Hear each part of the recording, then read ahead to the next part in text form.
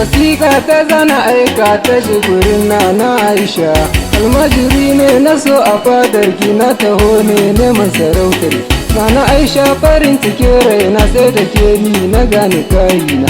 Aisha gani na farkonki ya saka min sirri a kalbina, a bar so ki tausaya min na zama almajiri na kauna. Kin biya jinin sarauta ke kika zamto rabi na raina. Nana Aisha ke ce gwanata dukan dare ke nake mafarki, karki bar ni sahibata Aisha sirrin da ke a raina.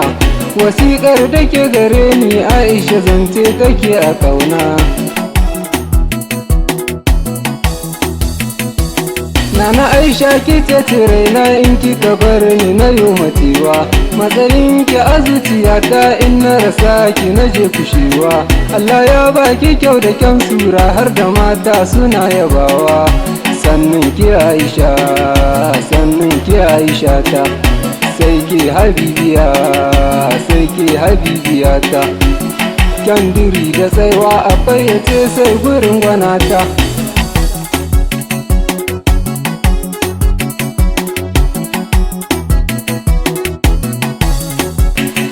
Masoyiya ke nake kira dare marece da safiya, sai da ke zan yi rayuwa na ji hakan ne a zuciya. Aisha san ki nake in kika bar ni sai rijiya, yau dai gani a ruwa saboda ke ne masoyiya. Masoyiya ta dukan azaba ta san ki ni ba ni gajiya, sai da ke zan yi rayuwa ya zama dole masoyiya. Hausa ce mai kyawun ado mata ku kalli sarauniya, tafiya take da sauyi Aisha tamkar hawainiya.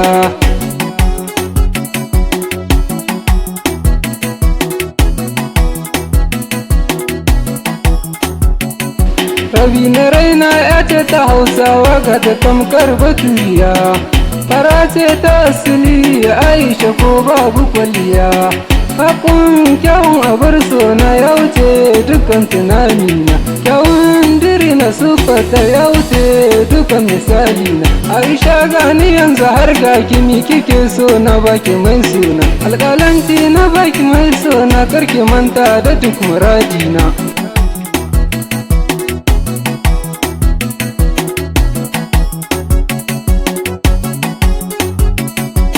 Wasalam na Aisha na baki wuka haɗi da nama, in har san ki kuskure ne sai ki min yadda ki da dama.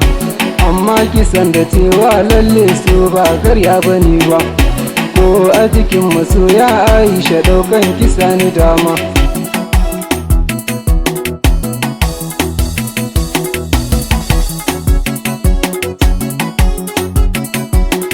Wasiƙa ta zana aika ta je gurin na Aisha, je m'appelle Abdrazak Ebi Boylom de Aisha, ça suffit comme ça mes amoureux, au revoir mai gida.